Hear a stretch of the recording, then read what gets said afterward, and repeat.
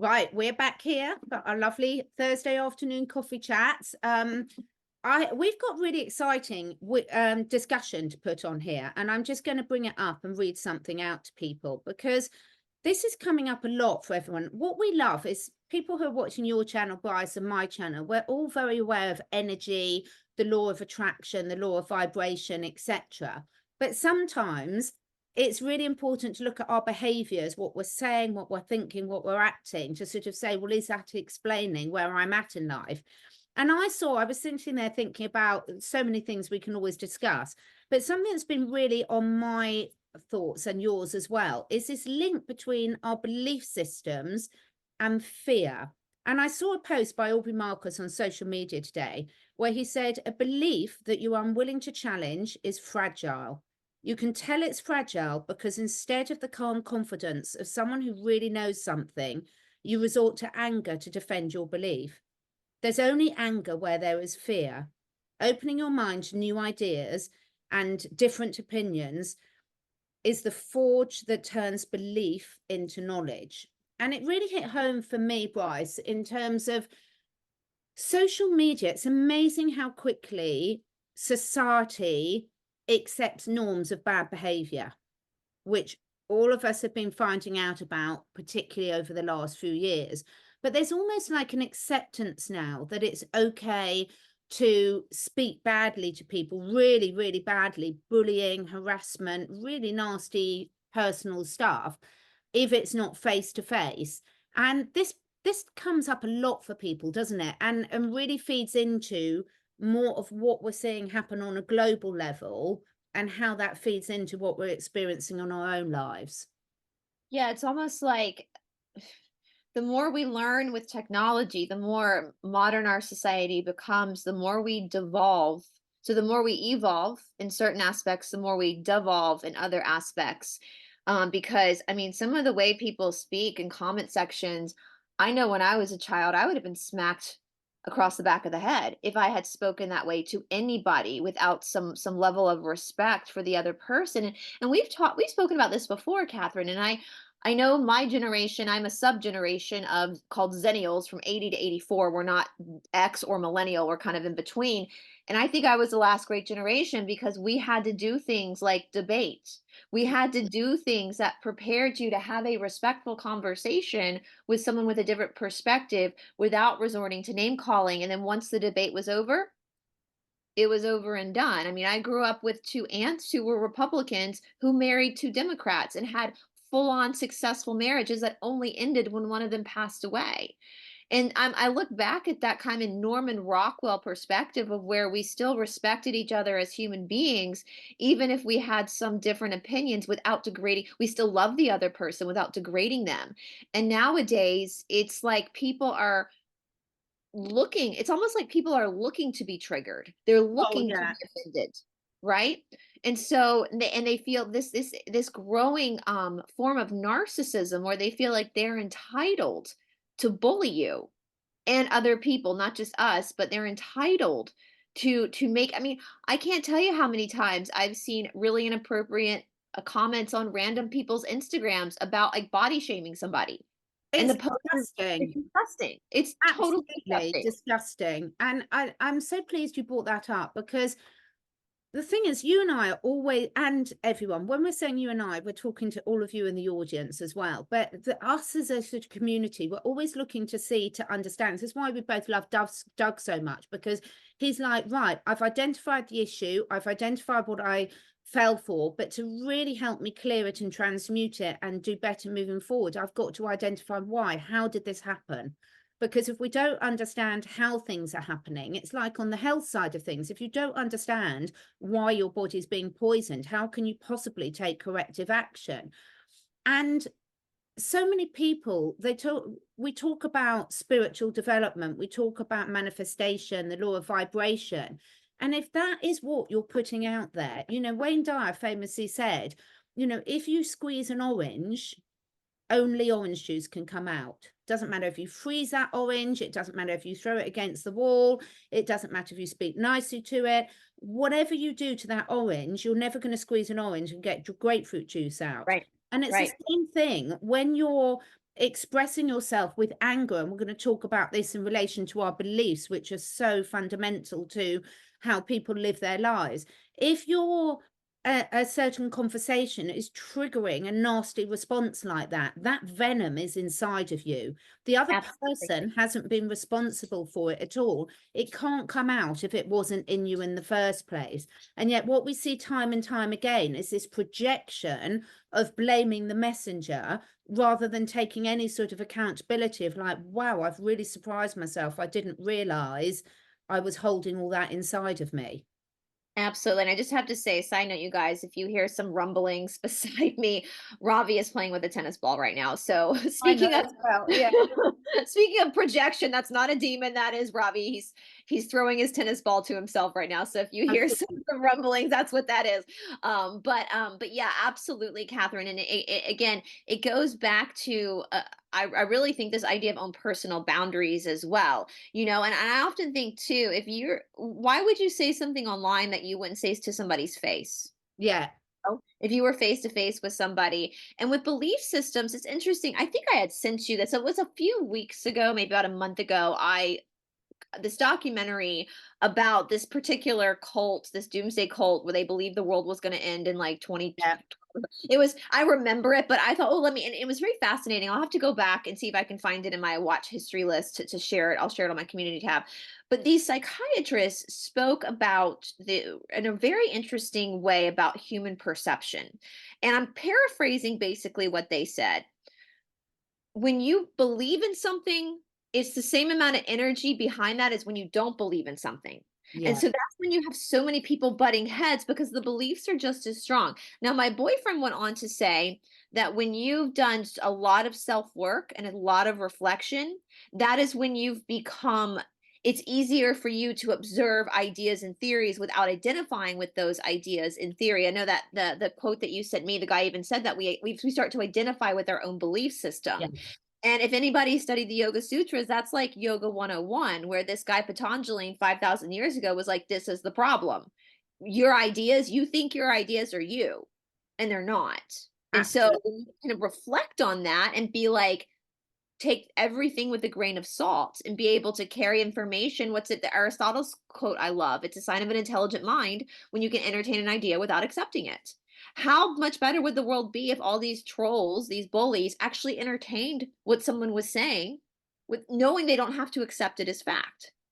Completely. And there's the other thing I wanted to discuss with you and for people to comment in the audience as well is AI. So AI is a massive part of our reality at the moment. Now, it has been for a long while, but we're all becoming more and more aware of it. And there's all these discussions about what impact that's going to have on humans moving forward, which I think is hysterical, because what impact is it going to have on all creatures going great and small moving forward?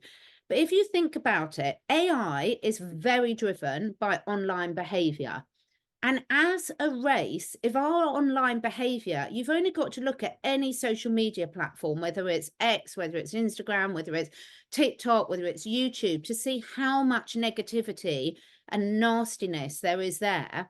When people are unable to put forward an articulate argument to sort of try and back up their beliefs, and so they resort to shaming, name calling, real bullying, narcissistic behavior.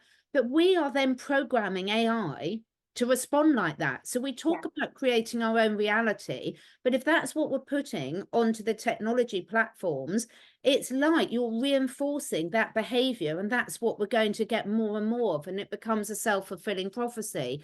So it's incredible that the same sort of people, and I will put this out to the larger audience, because, you know, we're all the ones who are on social media. How are we choosing to interact? How are we programming those algorithms? How are we programming, whether you call it the divine matrix or the ether or whatever you want to believe in, that vibrationally links all living things? Because if that's inside of you, that anger, then that is what you're going to be drawing more of into your life. And every single interaction you're having, whether it's in person or that, is going to be provoking you. And that is not only disastrous for your life, but also for the impact you're having for those around you. Oh, absolutely. And I try. I know, they always say the greatest tool you have against a narcissist or a bully is to ignore it, is to starve it. And there are some times I will respond when I feel like, I got a negative comment about one of Doug's stuff, and I felt like I needed to respond because I was defending Doug because Yeah. he's my friend who passed away. And it was a very inappropriate comment anyway. It was this person was obviously looking for something to be offended by. But I had also another comment for my Under Meyer Park video, which is a total research video. And basically, I say on my channel all the time, you're welcome to have a different opinion. I encourage that. I encourage that discussion. But when you start abusing, that's when you get blocked. And Absolutely. I had the same thing. I had somebody commenting that they really hoped I didn't have children because of the subject matter I was covering, which was incredibly inappropriate and not about the subject at all. And actually, is a very sore spot for me because I would love to have a child. And I thought, what a piece of shit human, excuse my language, to actually go there, to actually. So obviously, something in my research triggered this person. I would assume that because all this stuff is coming out, maybe they felt stupid for not seeing it themselves or believing the official narrative. So they're going to attack the research and try to hit a low blow for a woman, which is children. And so I didn't, I'm talking about it on your channel, but my channel, I just deleted the comment. I didn't even Yeah. respond, just deleted it. And I think this is a really important discussion to have, because all of us have got that decision making to say it's about when do you give it more energy and respond, and when don't you? And it's a bit like any of us that have had children or dogs or any animals, any relationship between two living. Good, yes. Daddy's home. Hold on one Daddy's second, guys. home. Let me let him Go out get because it. Daddy just got home. Hold Yeah. on.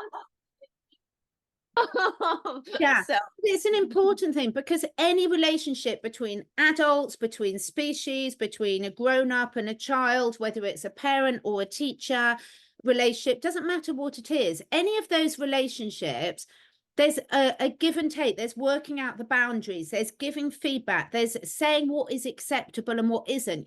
All of us have got different types of humor.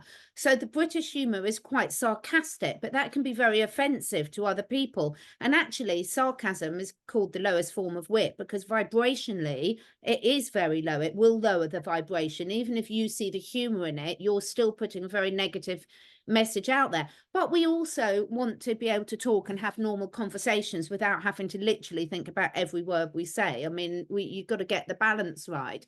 But I think it is important sometimes people step in and correct inappropriate behavior, because the thing is, if this is where society really goes awry and why we do supposedly have law and order, but that's a different subject, is to really make sure those boundaries and safety are enforced.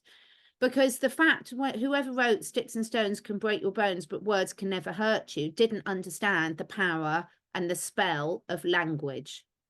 Oh, 100%, 100%. And it's, as you're saying that, Catherine, one of my favorite things to do, I love stand-up comedy. Love it. My favorite things to do whenever I'm feeling low myself, I'll just put on somebody stand up. And we've even noticed over these past like 5 years that stand-up comedy isn't funny anymore because Yes. they're too afraid to hurt people's feelings. Well, first of all, if you're a sensitive soul, you probably should not be going to a stand-up show anyway. And where is that? That brings in the whole idea of personal governance. If you know that you're offended easily, why are you going to put yourself in a situation to be offended unless that's what you're looking for? It's Yeah. like a lot of people don't like watching scary movies because they can't sleep that night. And the people who don't like watching scary movies, they can't sleep that night, don't watch scary movies. They'll make that. We all know those people. We all have those people in our lives that will say, I'm not going to Yeah. watch. I'm I not waiting. watch them. I'm that way too sometimes, especially if I know I'm going to be by myself. I will avoid watching anything that's going to mess with my mind, especially when I'm home by myself. So I'll watch a comedy. So if we think about that perspective, I really feel like some people are so low and they've and that's the thing too, Catherine. That's part of why I'm doing the esoteric health and wellness series on Gnostic, is because we're so confused about spirituality. We've confused spirituality with the ego and the imagination. The two are not the same. And so I think people have just avoided at all cost to actually look at themselves. Like when I was a kid, for better or for worse, when I was little, if something was wrong, it was my parents, what did you do? Like, we were forced to have self-reflection. I said before going on the mat, it just shows you not enough people got smacked growing up. I But kind of I said that. think that is a really important thing, though, because I am going to stop you there, because this is a really important part of growing up. So when you grow up, children can be cruel to each other, but there is also a sense of justness. So if there's a bully and someone's being really bullied, normally a lot of the other children will step in and help and support that child. Not always, I know, but a lot of the time they will. So having to go through these experiences and not be too mollycoddled, and having to be able to articulate what you mean in a polite and respectful manner. Otherwise, you are going to get yourself in trouble. And sometimes we see this in the animal kingdom a lot. You know, if a dog or a foal will push and push and push, at some stage they're going to get a nip, or they're going to be told, no, really, enough now, that's enough. And also, you know, if I'm having quite a sensitive mood and someone's saying something, I take responsibility by saying, I'm feeling sensitive today. I'm not ready for that type of humor. But Yeah. most of the time you are, you know, if normally they know it's like that, of course they're not going to realize when you're having a bit of a sensitive day. But social media, people are choosing to go on people's sites. And what makes it ironic, if you're then making negative comments, the algorithms, because you're commenting, are going to push more and more of that content to you. So you're going to get more and more and more triggered. And, you know, I think it's one, we've lost our sense of humor as a race. We have lost our sense of humor. There's a big difference between taking the mickey in general and making it really personal and offensive to an individual.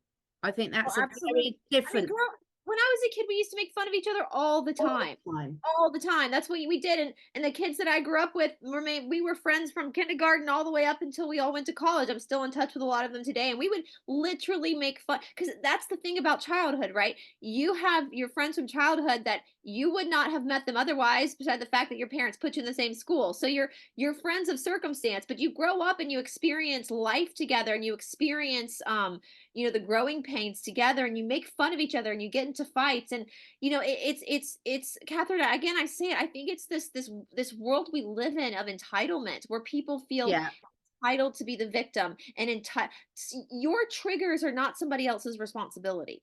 They're absolutely. your responsibility. And if you're going around looking to be offended, you're going to be offended. You know, people are not responsible for walking on eggshells around you. That's your responsibility to toughen up. As we yeah, what there's two sayings we say in the South. One is cowgirl up, because when cowboys or cowgirls fall off the horse, what do they got to do? They got to get right Get back back up on on the horse. again. Yeah. That's what I call some cowgirl up. My mom used to say that to us, cowgirl up. Be We tough. can have the same here. One of my friends fell over, and she's a horsey friend. She's got horses as well. And when she went into the hospital to repair her broken shoulder, she'd been out to dinner first because she didn't want to miss the dinner before. And they said, you horsey ladies, you know, you are tough. You just don't take pain. You do take pain. But I think it's a very sad state of affairs, and there are lots of reasons for it. We know that our food, our water, our air, our environments are toxic, which then leads to a toxic heart, Yeah. effectively.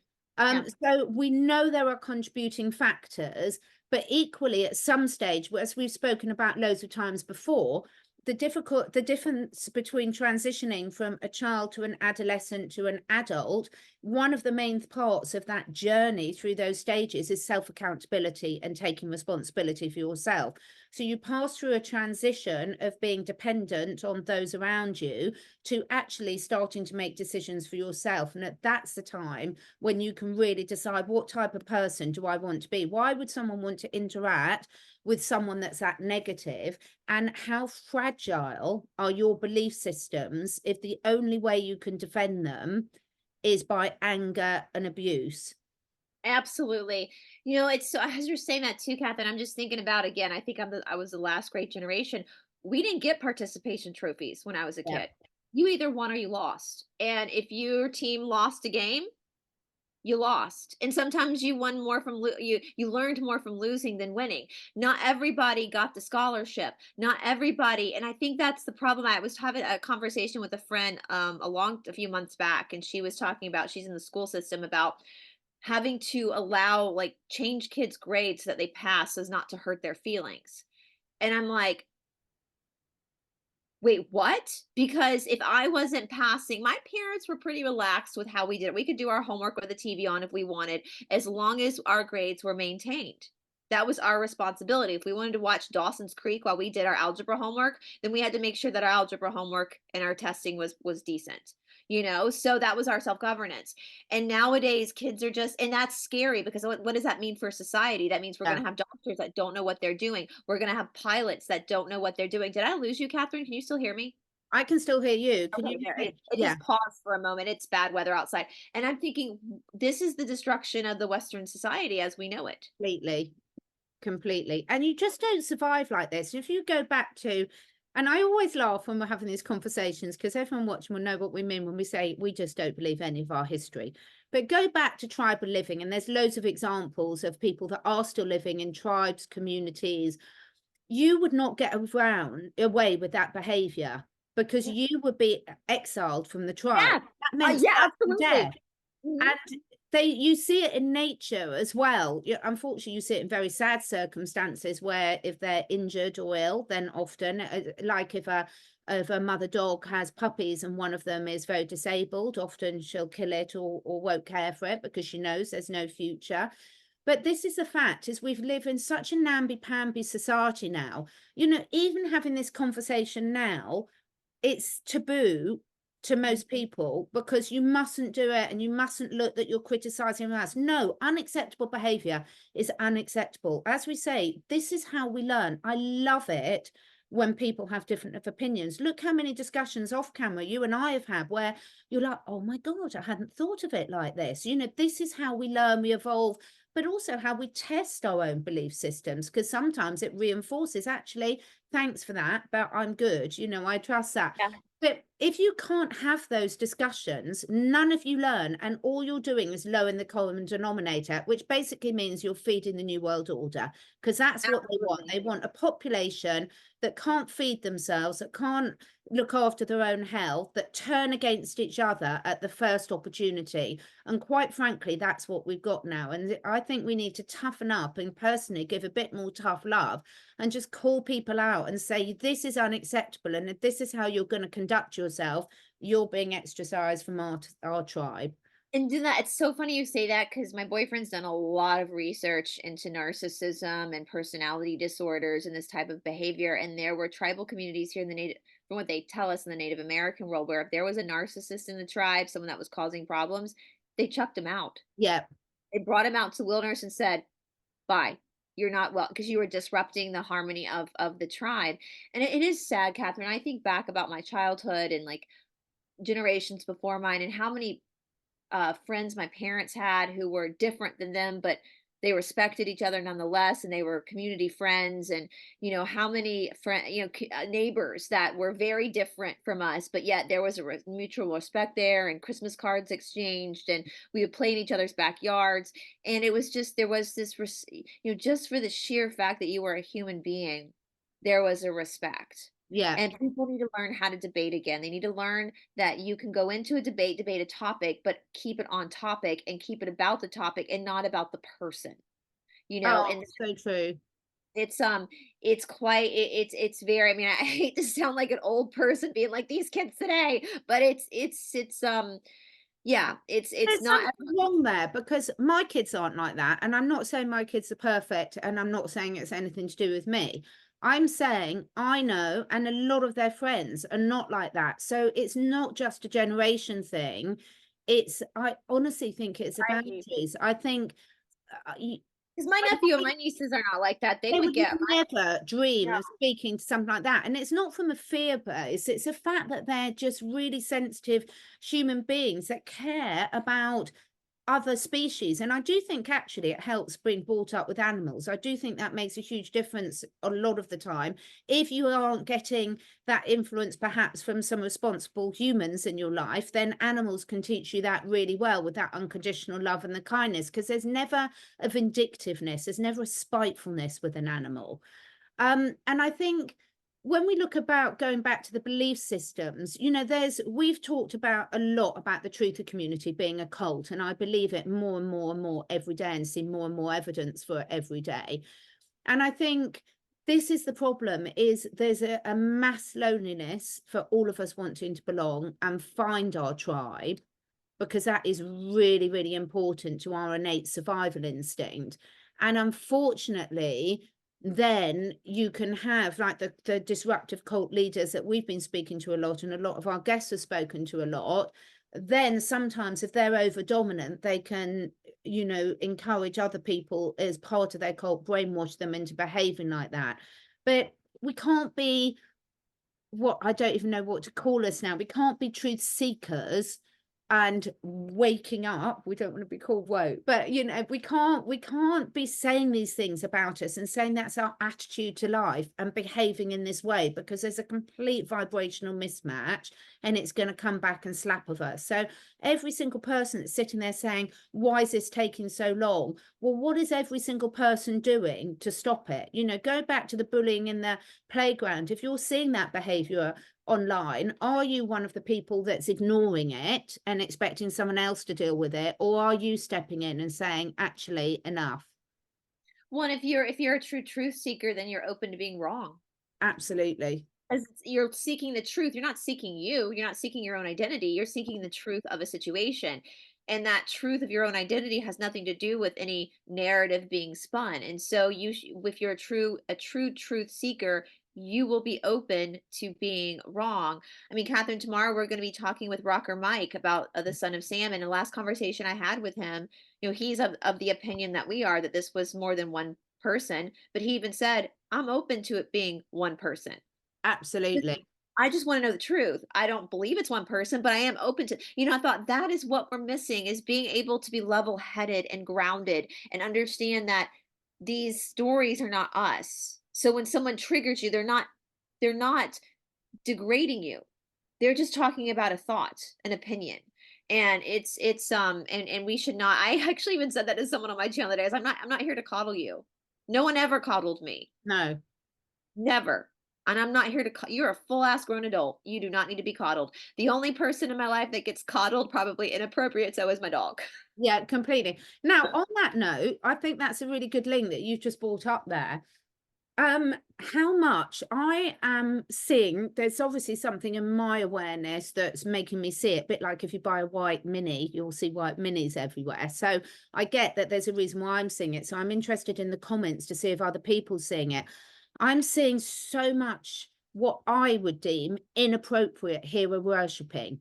So, or putting people up on a pedestal or lionizing them. So we've all gone backtrack on Hollywood, the music industry, fame and fortune, and almost we've had so many talks about this, about lumping them in all this corrupt satanic box. But actually, we're just taking our new load of heroes and heroines and behaving exactly the same. Exact same way. Exact same And way. it's absolutely unbelievable to watch this happening again, these same old patterns. So none of the behavior has changed. It's just the target has changed onto something different. And this is what makes me really realize that so much of alternative media is controlled opposition. Absolutely, 100%. You know what I would like to, with our, speaking of our friends watching right now, Catherine, like, because I know I was not raised with social media, and I do think that does have a huge, Yeah. I wasn't raised with cell phones, or the government, or what kind of Instagram and Facebook. I wasn't so there was more at home. My parents were more involved in the boundaries, especially with our behavior. Yeah. We had to have manners. We had to have, we had to have respect. Yes, ma'am. No, sir. That's big down here in the South. If I didn't say yes, ma'am, or no, sir, to my friend's parents or any adult, I get smacked. So we were raised with that. So I'm curious to know, and the only reason why I asked this, Catherine, because I saw this, I don't know if it was a TikTok or an Insta story, and I thought, good job to this father, because I know he got a lot of shit from it in the comment section, but he found out that his teenage middle school age daughter, preteen daughter, was bullying other girls at school, and he took action. And his action was he made his daughter walk to school every day for a week. Now, he sat in the car and followed her to make sure she was safe, but he actually had her do labor, like walk the 2 or 3 miles to school while he followed her in the car. just to give her an incentive as to under, a laborious task to understand the consequences of bullying another child. And I thought, you know what? I don't, I'm not a parent, so I don't have to make those decisions about how to handle that. But I want to know from some of our friends watching right now who have young children, how do you handle this new entitlement when it's coming at them from everywhere on social media? I mean, I was saying the other day, like when I was a kid before cell phones, we knew we didn't call. You didn't call your friend's house or anything past 9 o'clock at night. Like you Yeah. just didn't unless it was an emergency. Like you did not phone somebody's house. I even saw somebody say, when we were kids and we called our friends, we would have to talk to their parents for about 5 minutes before we Yeah. actually got to have to answer their questions. How's school going? How are your parents? So we had to learn how to have respectful dialogue with our friends' parents before we actually got to speak to our friend on the phone. You Yeah. know, and so it's a totally different world now with cell phones, social media, email, Facebook, internet. And so I want to know from our friends who have young kids, like, how are you guys? 'Cause I know we're preaching to the choir. I know most of our people watching absolutely know what we're talking about. How do you handle that with your kids? Like, how do you teach them to be tough, to not be so sensitive, and to be respectful and to have their own boundaries in a world where there are no more boundaries anymore? Yeah, it's such a good point. And it's interesting because when I was looking at some of the things on Instagram, and I'm quite new to Instagram, but it's an important way of getting information out. All the platforms have got their pros and cons to them. And we all know they're all monitored hugely. And I'm really shocked because a lot of the comments are coming from what I would call sort of 25 to 55-year-olds, not really young people. And I'm wondering, I'm just putting this out there again, I'd love people's opinions in the comments, because we always sort of blame the younger generations, and there are issues because you've hit the nail on the head. They're surrounded by these poor boundaries. When we were at school, and I'm not saying this is right, we know there were too many other examples of abuse the other side, so we're not talking about that. But most people of my age, when they were at school, there was always at least one teacher that everyone was scared of. Even the really naughty children were scared of and wouldn't push their luck with, because they were quite likely to get a whack. And most children, most of them, not all, because it depends on your backgrounds, but most of them, like if their school called your parents, you knew you were in deep shit. Yeah. Oh Yeah. So, but not all, because we know not everyone's lucky enough to have parents that actually care. However, what I'm seeing with this sort of what I would call the middle-aged generation, not that 20s are middle-aged, but you know what I mean? I'm not talking about teenagers. I'm talking about grown adults that have been adults for a while. It's a bit like if someone goes to an all-girls school, as soon as they go to college and mix with boys, they can turn into nymphomaniacs because they've been kept away from sex and boys for so long. I'm wondering whether a lot of the problems on social media is caused by people that didn't grow up with it, and now they've gone completely mad, almost like gone the other way, the other extreme. They're going to indulge in everything because they can get away with stuff that they've been suppressed all their life. Because it's peculiar when you see the demographics of the people that are behaving like this. I wouldn't expect it from people of their age. You should know better. So they probably have been slapped a few times in the playground.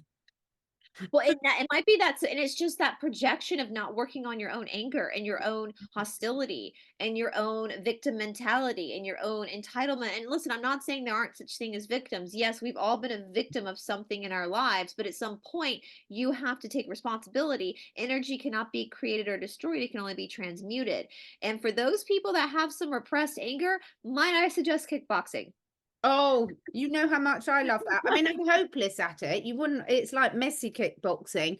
I wouldn't win But it. it gets that energy out, doesn't it? It's fantastic. And I say it all the time, if I'm feeling angst, if I'm feeling triggers, I go out and I exercise. I fill up the water buckets. I pick up the poo. I walk the dogs. I get on the rebounder. I do something to move my body, and it gets rid of it brilliantly. It's scientifically proven to lower cortisol levels. It's so important. And again, I suppose this is the problem now, is a lot of young people, not even just youngsters, are in a stage where they don't move. They jump on public transport or in their car, and it's a real problem. But again, once if you're looking at a lot of the stuff that you're criticizing, then you're being fed the information. You've just got a block that you're not open to receiving it, because a lot of the stuff that they're commenting on. I only look at social media stuff to do with what's really going on in the world, and you know, ways to improve physical health, emotional health, spiritual health. That's all I sort of really look at. And when I'm seeing that people are choosing to go on those sites and fighting so hard for their limitations to not take any of the really helpful advice that's offered on there, then you just got to think, throw your hands up and think, what next, really? Well, it's the same thing with me and the religious stuff. Like I have a whole series of exposing Christianity and the Bible and the missing books of the Bible. And I'll get fundamentalists on my channel telling me I'm going to hell for that. My channel is for deep dives into that. Yeah. I don't go onto church channels and leave comments. I don't do that because their opinions don't affect me, because I know what I believe. And because I'm comfortable with what I believe, I don't need to go and bully Christians on their channel. Now, if someone leaves a snarky comment on my channel, I might comment back, but that's my channel. It's what my channel Yeah. is for. It's like I've always laughed. I've gotten more death threats from Christians than any other group in the world. And it's like, why do you feel the need to? If you don't agree with me, then just don't watch. But This what is what I just, it's like when people saying, I've got to laugh, because my favorite thing is when someone leaves a torrent of abuse and says, and I'm unsubscribing, and you're like, it's not an airport, don't need to announce your, you know, departure, just go, no one cares. It's so funny. And then you put a response and you realize they haven't actually left because they come back again. It's hysterical. It's like, if you're that desperate for attention, and I don't know what the answer is, I'd love to know what people think, but for me, I have reached the stage where I think, generally speaking, by not talking about it and by namby-pambing to these people's feelings, we're actually making the problem a lot worse, is my feeling. Oh, absolutely. Yeah. I mean, say, like I said, it depends on the comment. Like that person who tried to hurt me by bringing up children because I'm covering Son of Sam. Like, how many people who are covering Son of Sam have kids? Like, what? You know, obviously I just deleted that. But that person who left a comment about Doug, I was like, absolutely not. This is a very, very bad tasting comment, and you are obviously just looking.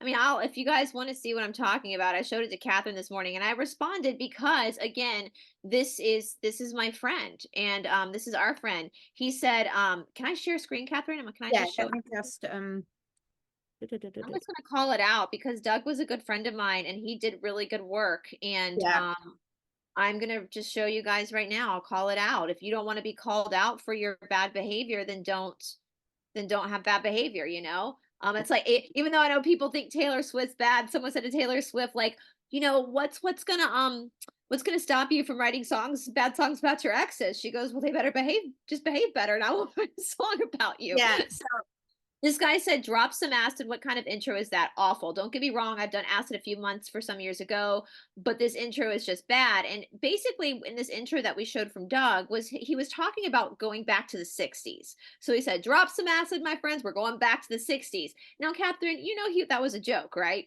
Oh, completely. Obvious. And so I said, your comment has been left in extremely poor taste. You know, the man in this clip has since passed away, right? I would assume you gathered that from the video where I say that. You also seem like you would be smart enough to gather that he made that joke because he was taking the work back to the 60s and the research into what was released in the 60s, including drugs. You're probably smart enough to understand that, so I'm going to go out on a limb and guess you're someone who sits around all day looking for something to be offended by, and for that, I feel sorry for you.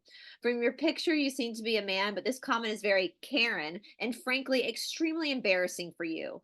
I would suggest having some respect for those who have passed away and learning to take a joke. Because I've never seen anyone, in the amount of times I've shared that clip, I've never seen anyone say anything about that intro. It was just a funny intro. We're going, drop some friends, we're going back to the 60s, you know?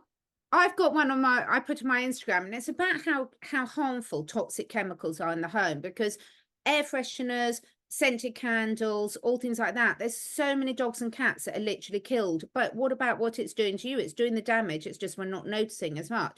And it was so obvious a joke. It's me walking into a room going, oh my God, I got comments like, I bet you smell like dog piss. I hope you're not a mum. Your poor children must want to kill you.